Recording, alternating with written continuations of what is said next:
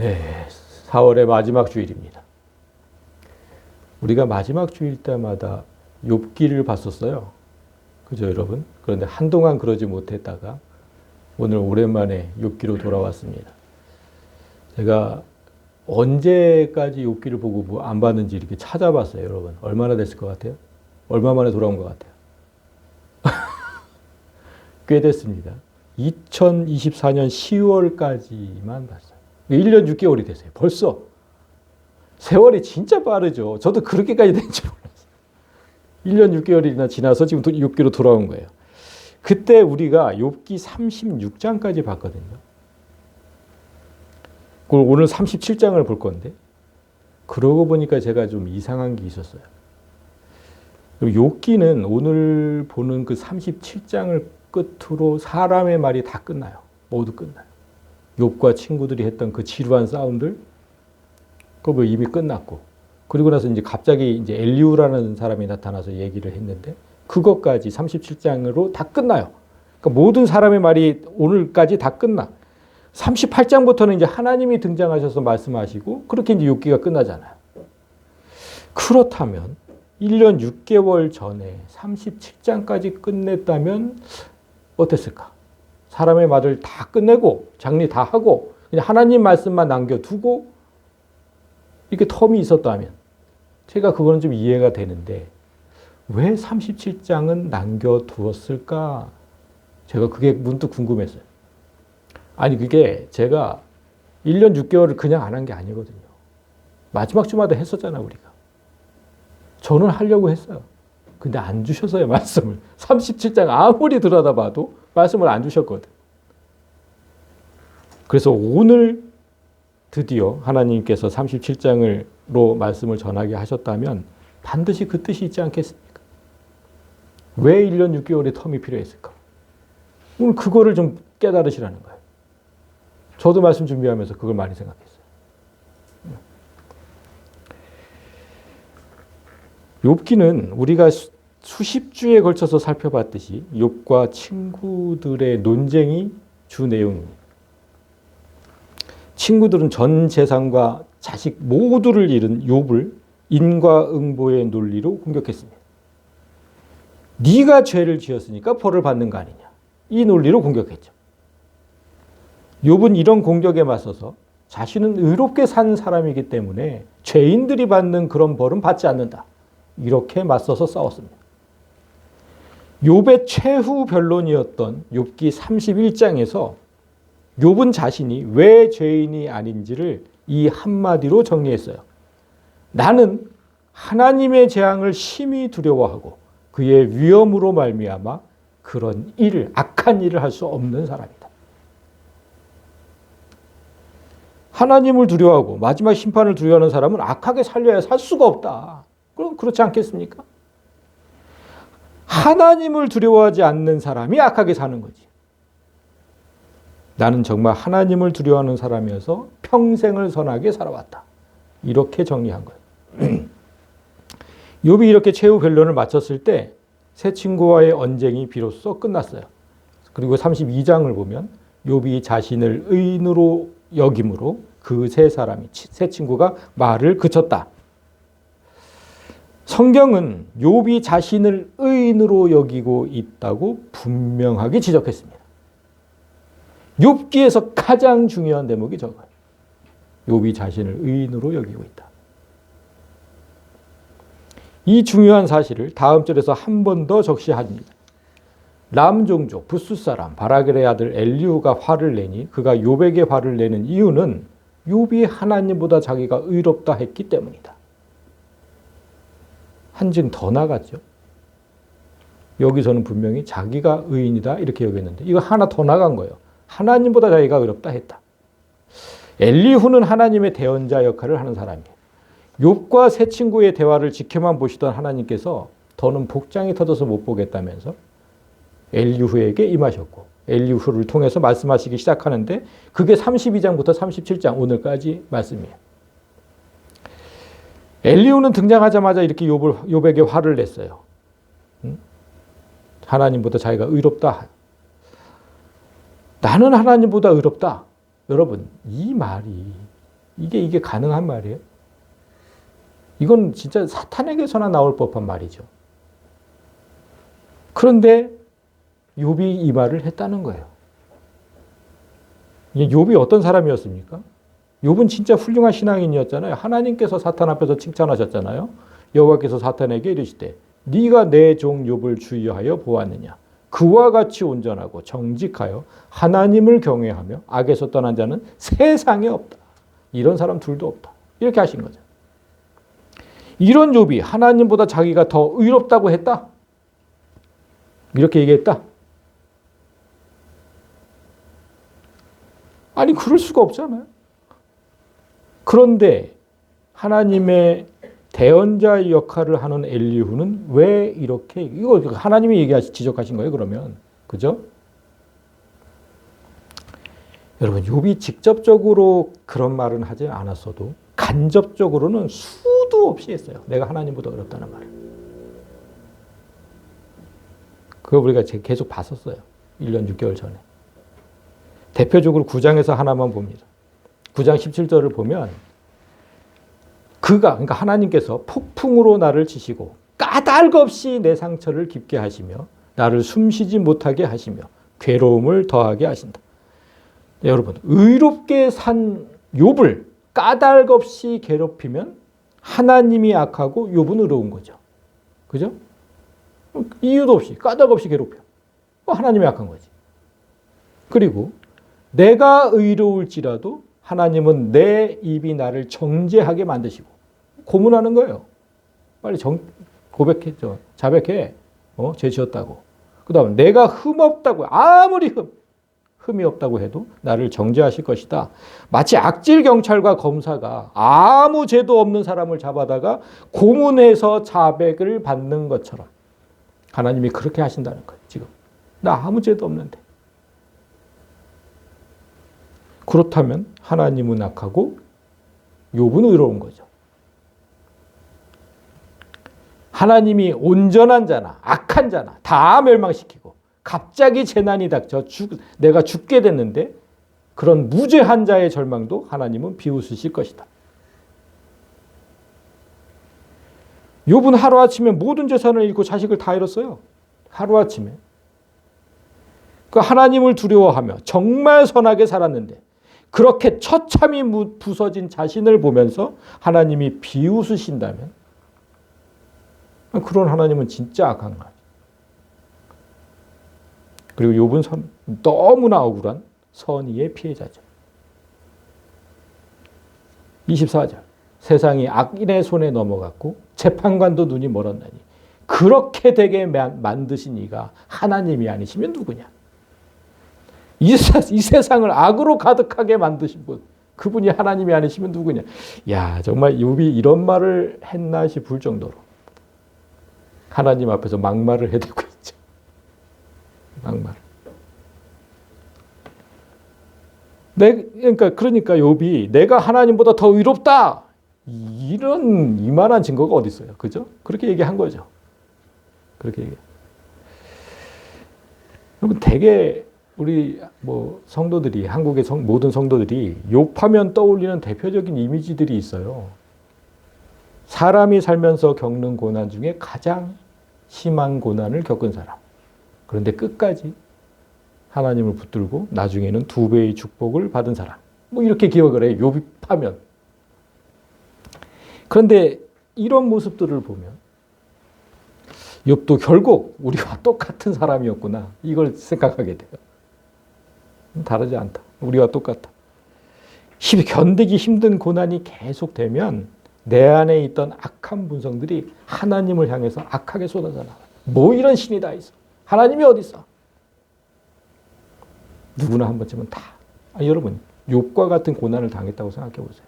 그런 악다구니가 안 나오겠나? 하나님께서 욥의 말을 들으시고 이렇게 말씀하셨습니다. 34.7절을 보면 어떤 사람이 욥과 같으랴. 욥이 하나님 비방하기를 물 마시듯 한다. 고난 중에 한두 번은 하나님을 원망할 수 있어요. 그런데 욥은 한두 번이 아니라 물 마시듯 했대요. 툭 하면 했다는 거예요. 하나님은 이런 사람이 또 있겠냐고 하신 거죠. 아까는 사탄 앞에서 이런 사람이 없다 그러지 않고 또 이런 사람이 없다. 여러분, 그러니까 욥에 대한 환상을 깨셔야 돼요. 환상을. 그리고 욥의 모습이 바로 내 모습이라는 것도 깨달으셔야 돼요. 우리 똑같이 해요. 이렇게 똑같이. 욥의 말 중에 하나님을 가장 아프게 찌른 게 무엇인지 아세요? 이 구절에 있습니다.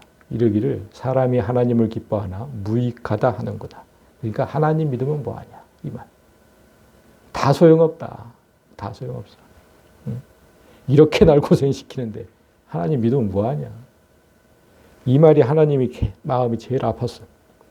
그런데 여기서 여러분 성경이 뭐라 그랬어요? 이 말을 욥이 한 게 아니라 사람이 그랬잖아요.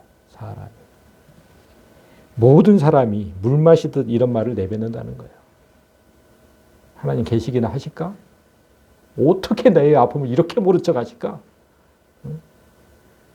물 마시듯 내뱉는 말. 이거 우리가 다 한다는 말. 그러니까 욥을 통해서 너를 보라는 거예요. 여러분, 욥의 고난이 어떻게 시작됐는지 기억하시죠? 하나님께서 사탄에게 욥의 신앙을 칭찬했을 때 사탄이 그 말씀에 대항하면서 이렇게 말했잖아요. 1장 9절을 보면 사탄이 여호와께 대답하여 이르되 욥이 어찌 까닭 없이 하나님을 경외하리이까. 주께서 그와 그의 집과 그의 모든 소유물을 지켜주시고 그가 하는 일마다 복을 주셔서 그의 소유물이 땅에 넘치게 하셨음이니이다. 이제 주의 손을 펴서 그의 모든 소유물을 치소서. 그리하시면 틀림없이 주를 향하여 욕하지 않겠나이까. 이제 주의 손을 펴서 그의 뼈와 살을 치소서. 그리하시면 틀림없이 주를 향하여 욕하지 않겠나이까. 욥의 고난은 이렇게 하나님과 사탄의 내기에서 시작된 거예요. 그러니까 처음엔 너무나 어이없는 일처럼 보였죠. 더군다나 이 내기에서 누가 승리합니까? 사탄이 이기잖아요. 우리가 봤잖아요. 욥이 하나님을 향해서 욕하는 거를.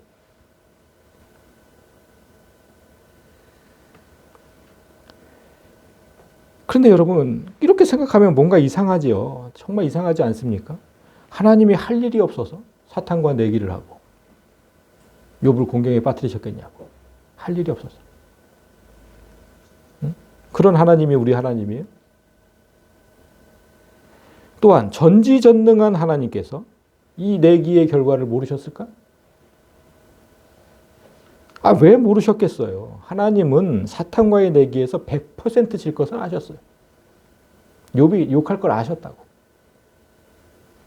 그런데 왜 이 내기에 임하셨겠습니까? 욥 때문이죠. 욥을 구원하기 위해서. 하나님에게 우리를 구원하는 일보다 더 중요한 건 없어요.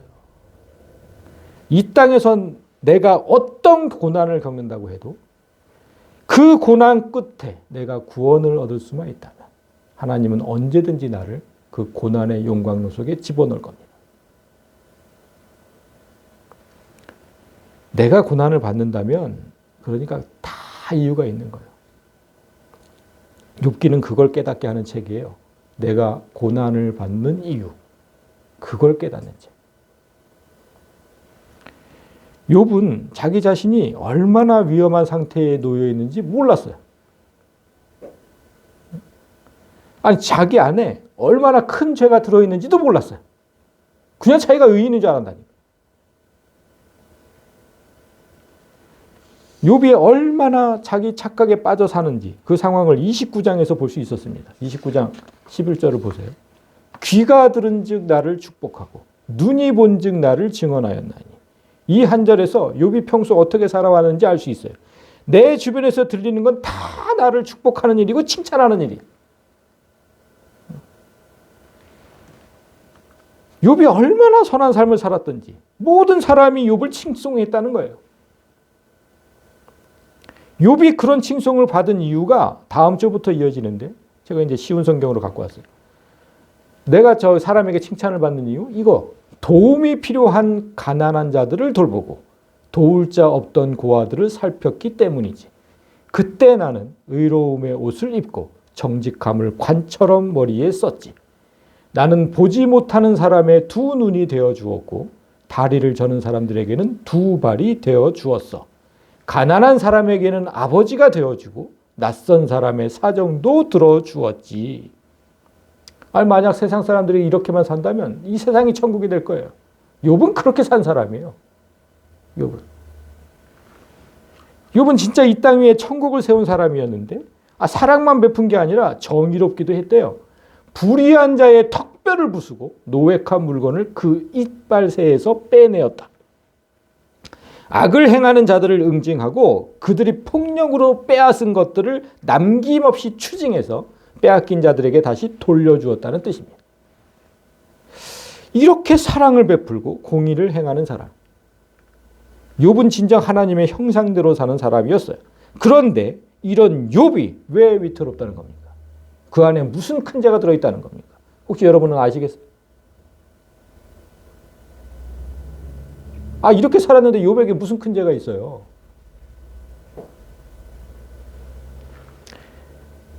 욥은 그 많던 재산과 자녀들을 잃었을 때 하나님을 부인하거나 욕하지 않았어요. 자기 목숨이 위태로울 때도 그는 쉽게 하나님을 원망하지 않았어요. 욥의 부인이 차라리 하나님을 욕하고 죽어라 이랬잖아요. 그런데 그때도 그 부인을 나무라면서 이렇게 말했죠. 주신이도 여호와시요 거두신이도 여호와신데 여호와 이름이 찬송을 받을지니라. 진짜 쉽게 무너지지 않는 사람. 자기에게 닥친 고난만 생각할 때는 하나님을 원망하지 않고 오히려 찬양하던 욥이 하나님을 원망하기 시작한 결정적 계기가 있었습니다. 그게 뭘까요, 여러분? 그게 우리가 지금 잠시 전에 봤던 욥이 살았던 삶이에요. 왜 나같이 선한 사람을, 이 생각이 들 때 그때부터 욥이 하나님을 원망하기 시작했어요. 나 같은 사람이 어디 있다고? 모든 사람이 나를 칭송하는데 나 같은 사람에게 하나님은 왜 고난을 주시는가? 이 생각이 들면서 욥은 달라지기 시작했어요. 자신을 의롭다고 생각하면서 하나님을 욕하고 지옥 같은 상황에 갇혀버렸어요. 그러니까 여러분, 고난이 닥칠 때 왜 나에게? 이 생각을 버리셔야 돼요. 나처럼 산 사람이 어디 있다고? 내가 신앙생활 얼마나 열심히 했는데. 그런 생각이 하나님을 향해 원망을 만들고 여러분을 지옥에 가둡니다. 그렇게 생각하는 욥에게 하나님께서 이렇게 물었어요. 누가 땅을 그에게 맡겼느냐? 누가 온 세상을 그에게 맡겼느냐? 여기서 그는 사탄이에요. 하나님이 갑자기 이 질문을 욥에게 왜 하실까요? 아담이 선악과를 먹기 전에 이 세상의 주인은 사람이었죠. 그런데 아담이 사탄에게 순종을 했고 그때부터 이 세상과 아담의 주인은 사탄이 되었어요. 사람이 이 세상을 사탄에게 맡긴 겁니다. 그걸 지금 물으신 거예요. 누가 맡겼냐고. 사람이 맡긴 거예요. 그런데 참으로 아이러니한 것은 사탄이 이 세상의 주인이기 때문에 우리가 이 땅에서 숨쉬며 살고 있는 거예요. 여러분 그걸 아셔야 돼요. 만약 사람이 타락한 직후에 하나님이 이 세상을 주관하셨다면 어떻게 됐을까요? 인류는 멸종했을 겁니다. 그게 14절, 15절에 있어요. 그가 만일 뜻을 정하시고 그의 영과 목숨을 거두실진데 모든 육체가 다 함께 죽으며 인류 멸종, 사람은 흙으로 돌아가리라. 모두가 죄인인 이 땅의 주인이 하나님이라면 살아남을 사람은 단 한 사람도 없어요. 성경은 분명히 이 땅에 의인이 없다고 하셨죠. 의인은 없나니 하나도 없으며 깨닫는 자도 없고 하나님을 찾는 자도 없고 다 함께 무익하게 되고 선을 행하는 자도 하나도 없대. 사람이 사탄을 주인으로 삼는 바람에 인류가 살아남았지만 그 인류는 죄의 사람들이에요. 한 사람도 의인은 없어요. 그런데 욥이 자기를 의인이라고 생각한 거예요. 착각한 거죠. 엘리후가 그래서 욥이 그 착각에서 깨어나도록 도와줍니다. 그게 35장 2절이에요. 그대는 그대의 의가, 너 정말 의롭다고 생각하는데 그 의가 진짜 하나님께로부터 왔다고 생각하는 거예요. 하나님은 세상에 의인이 하나도 없다고 하셨는데 욥이 의인이라고 주장한다면 그 의는 대체 어디에서 온 것인가? 너 진짜 하나님께로 왔다고 생각해? 물은 거예요. 그거 아니죠. 어디에서 왔을까요? 이 의는. 아까 우리가 얘기했잖아요. 사람이 이 세상의 주인으로 삼은 그 사탄에게서 온 거예요. 그 의는. 우리가 하나님의 성품을 말할 때 대표적으로 사랑과 공의 이 두 성품을 얘기를 하죠. 그런데 세상에는 하나님에게서 온 사랑과 공의만 있는 게 아니에요. 사탄이 가짜 사랑과 공의를 만들어서 세상에 두었다는 사실을 잊지 마셔야 돼요. 그래서 사람들을 보면 이 세상 뉴스를 보세요. 사람들이 뭐라 그래요? 사랑이라고 할 수 없는 그런 행동을 저질러 놓고 사랑해서 그랬다고 해요. 스토킹하고 전 여자친구를 때려서 죽이고 사랑해서 그랬다고 하잖아. 그리고 공공의 이익을 파괴하는 행동을 해놓고도 난 법대로 했으니까 자신은 의롭다고 얘기를 해요. 이런 사랑과 의로움은 모두 사탄이 만든 가짜인 거예요. 가짜. 이 세상의 전문가가 아니면 쉽게 구별할 수 없는 진짜 같은 짝퉁이 넘쳐나는 이유. 이 세상의 주인인 사탄이 그 짝퉁을 만드는 대가이기 때문에 그래요. 그는 하나님의 모든 섭리도 그대로 모방해서 이 세상을 지금 통치하고 있는 거예요. 그 사탄이 하나님의 의까지도 모방을 해서 짝퉁 의를 만들었고 욥에게 주었어요.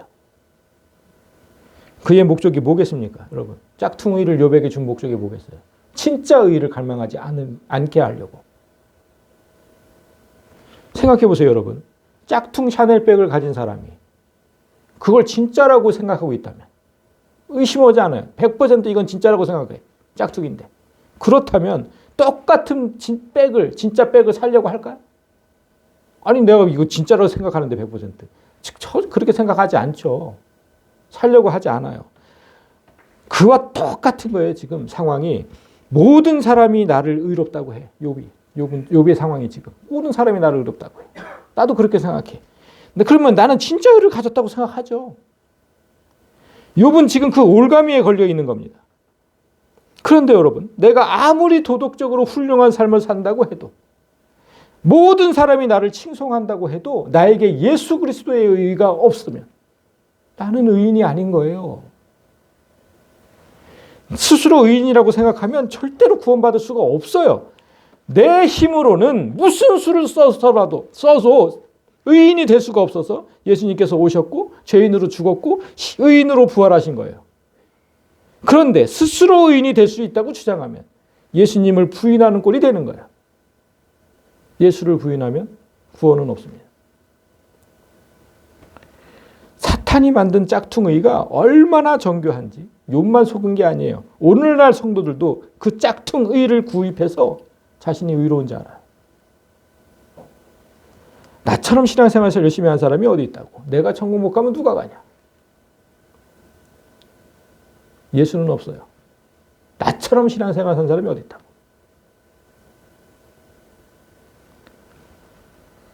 스스로 그렇게 생각하는 걸 행위구원이라고 합니다. 성경은 행위구원을 사탄에게서 온 것이라고 했고 반드시 경계해야 하는 것이라고 했어요. 그런데 한동안 사라졌던 이 주장이 또다시 교회마다 독보서처럼 일어나고 있어요. 그런 걸 주장하는 목사들이 전 진짜 많이 봐요. 요즘에 유튜브를 통해서. 그런데 여러분, 사탄이 목사 가운을 입고 그런 주장을 할 때 그걸 대놓고 말하겠어요? 우리는 선한 행위로 구원을 얻습니다. 뭐 이렇게 대놓고 얘기하겠냐고.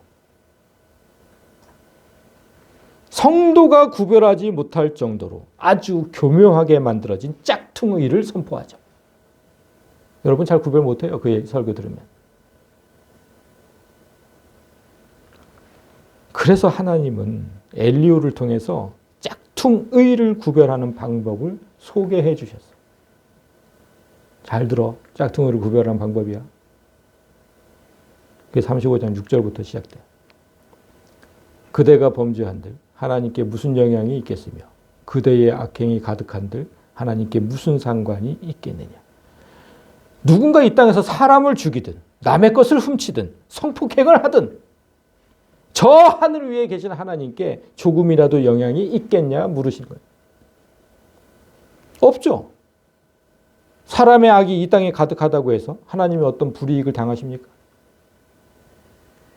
하나님께는 전혀 영향이 없어요. 반대로 그대가 의로운들 하나님께 무엇을 드리겠으며 그가 그대의 손에서 무엇을 받으시겠느냐. 누군가 선을 행하고 어려운 사람을 돕는다고 해서 하나님께 무슨 이익이 있습니까?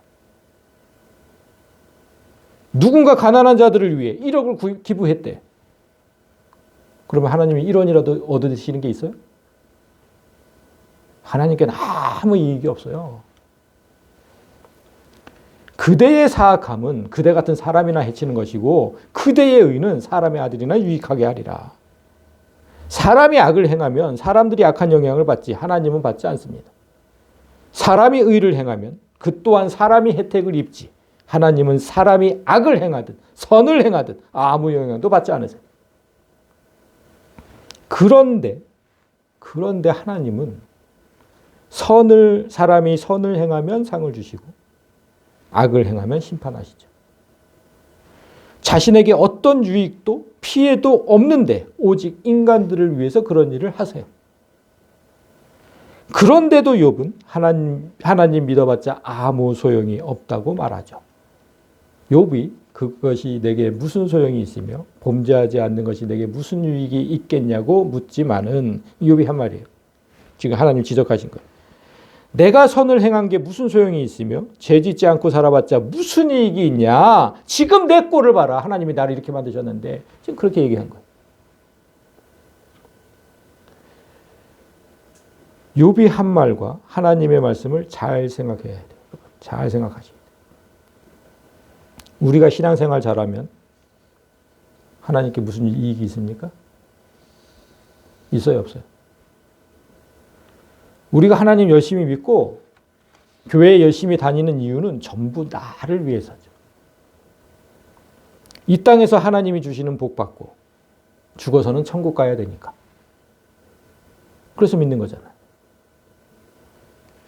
내가 믿어서 하나님께 유익이 되는 건 아무것도 없어요. 그런데 하나님은 아무런 유익이 없어도 우리가 믿으면 아들로 삼아주시고 아들이 갖는 모든 권한을 주신대요. 당신에게는 아무런 유익이 없는데도 그렇게 하시겠다. 그런데 욥은 내게 아무런 유익이 없다면 하나님 믿을 필요가 없다고 말해요.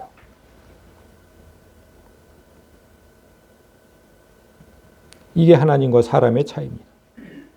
정확히 말해서 하나님의 의와 사탄이 만든 짝퉁의의 차이죠. 하나님의 의는 내게 아무런 유익이 없어도 심지어 내가 피해를 봐도 다른 일을 위해서 모든 걸 내줍니다. 자기 목숨까지도 주셨잖아요. 하나님께 무슨 유익이 있다고 목숨까지 내놓습니까? 그러나 욥이 행했던 의는 모두 자기 유익을 위해서였어요. 사람들의 평판, 그리고 이런 선행을 베풀면 하나님께서 더 많은 복을 주시리라는 기대, 그리고 죽어서 좋은 곳으로 가리라는 기대, 전부 자기를 위해 행했던 의, 그게 욥의 의입니다. 여러분, 그럼 여러분은 의인입니까? 여러분 의인이세요? 어떤 의를 가진 의인입니까? 이 물음을 한 주간 정말 무겁게 생각하셔야 돼요. 나는 어떤 의를 가진 의인인가? 만약 사탄이 만든 짝퉁의를 가졌다면 한시라도 빨리 그 의는 버려야 돼요. 여기까지 1년 6개월 전에 하나님이 우리에게 말씀하신 내용이었어요. 사람의 뼈를 때리고 골수에 사무치는 말씀이었어요. 그러나 하나님은 때리신 후에는 반드시 그 상처를 싸매시고 회복을 도우시는 하나님이시죠. 그 은혜의 말씀이 오늘 본문입니다.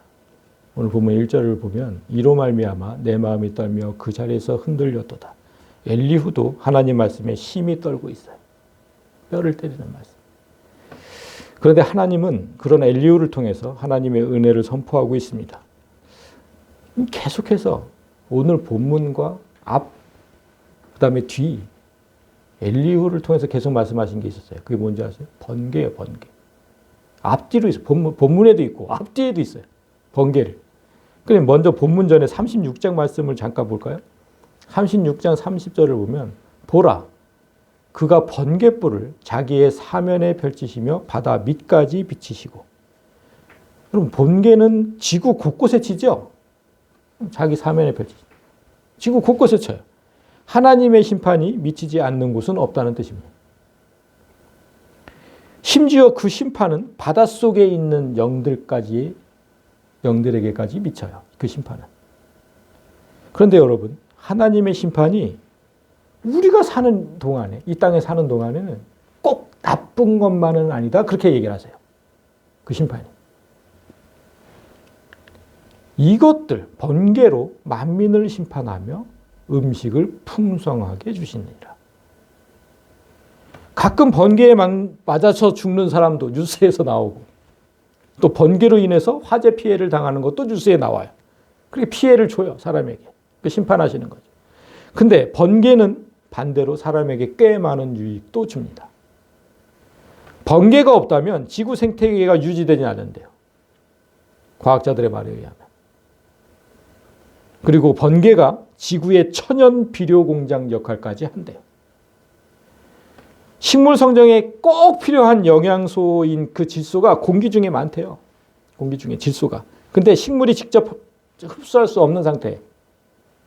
근데 번개가 칠 때 발생하는 엄청난 열, 약 3만 도 정도 된대요. 3만 도. 그 열이 공기 중에 질소와 산소를 결합시켜서 질소 산화물로 만든대요. 그 성분이 빗물에 녹아서 땅으로 내려오면 식물이 즉시 흡수할 수 있는 최고의 천연비료가 된다는 거예요.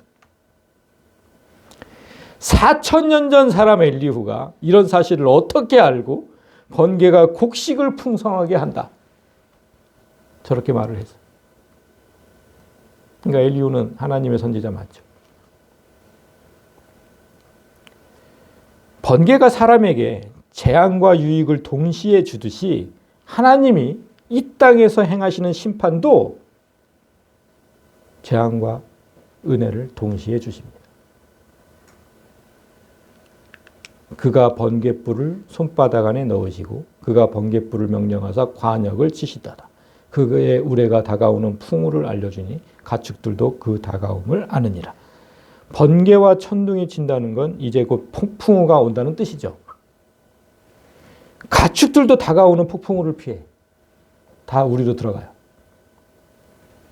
그런데 사람이 하나님의 심판을 경계하지 않는다면 하나님은 마치 관역을 조준하듯이 그 사람을 조준해서 심판하실 겁니다.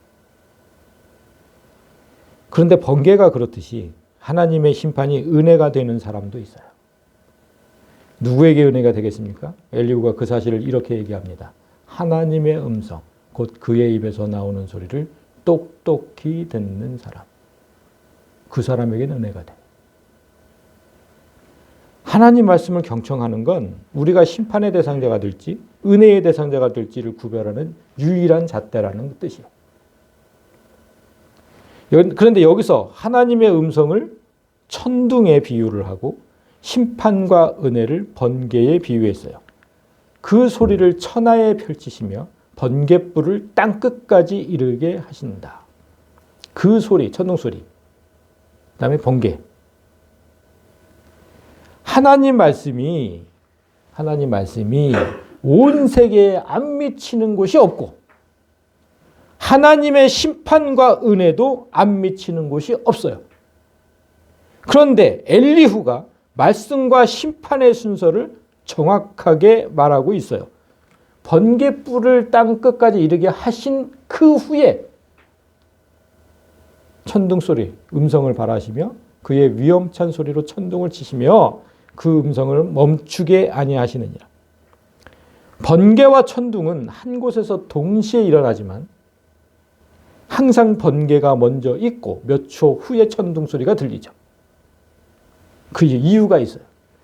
빛은 1초에 약 30만 킬로미터를 이동할 만큼 엄청나게 빨라서 우리 눈에 즉시 보여요. 우리 눈까지 도달하는 속도가 엄청 빠른 거예요.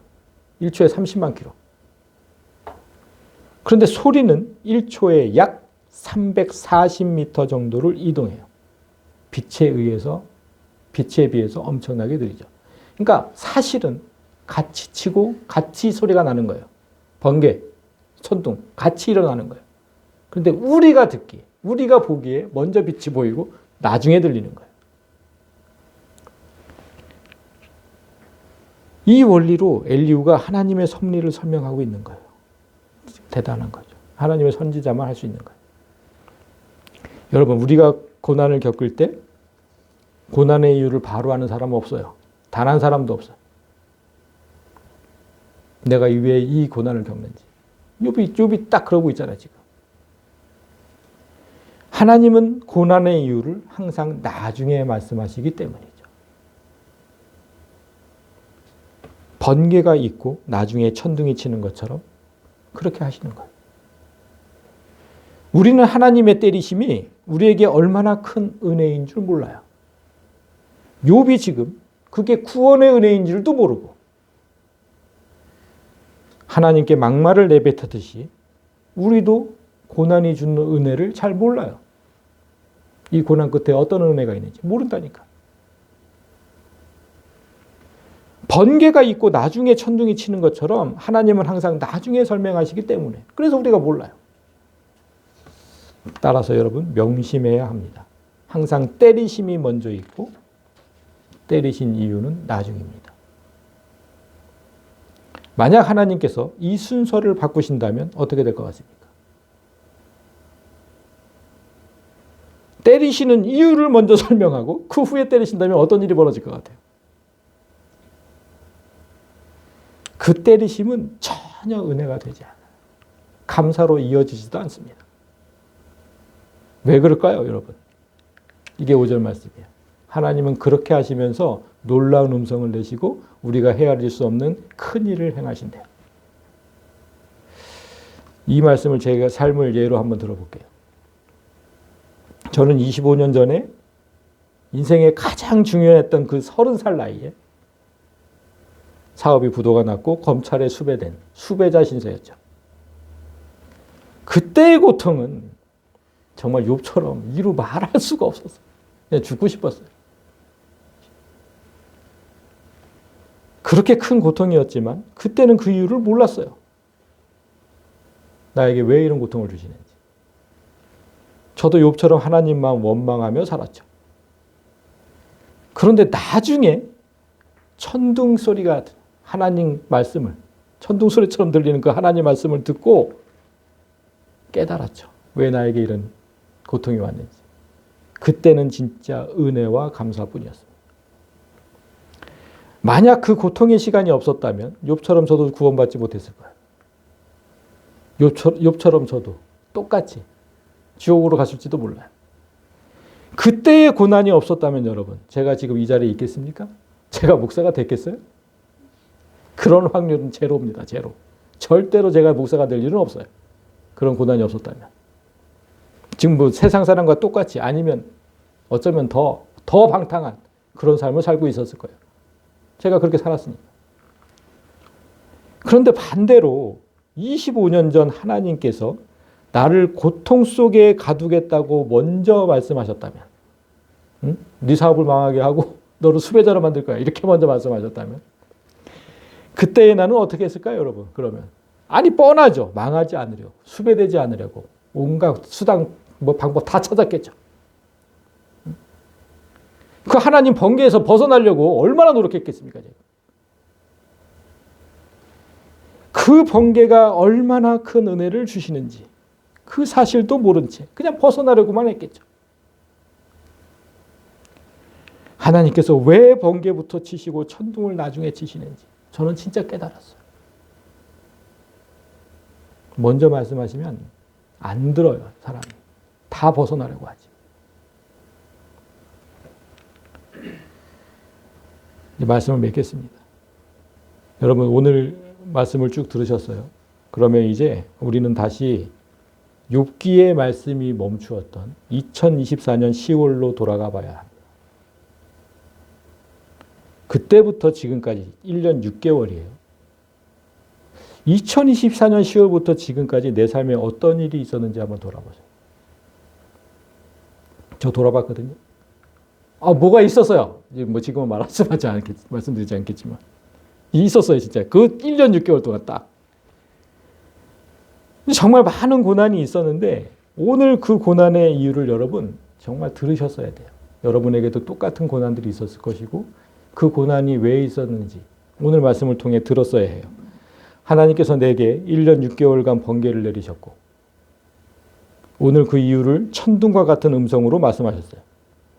그렇게 큰 음성으로 말씀하셨는데도 깨닫지 못하면 그 번개는 유익은 하나도 없고 재앙만 있는 그런 번개로 남을 거예요. 그러면 안 돼요. 내게 유익이 되는 번개가 되게 해야 돼요. 하나님은 까닭 없이 번개로 치시지 않습니다. 욥이 말한 것처럼 까닭 없이 그런 건 없습니다.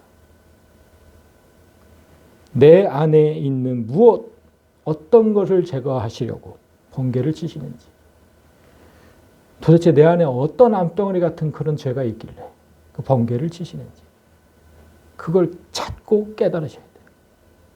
그렇지 않으면 계속 될 거예요, 그 번개가.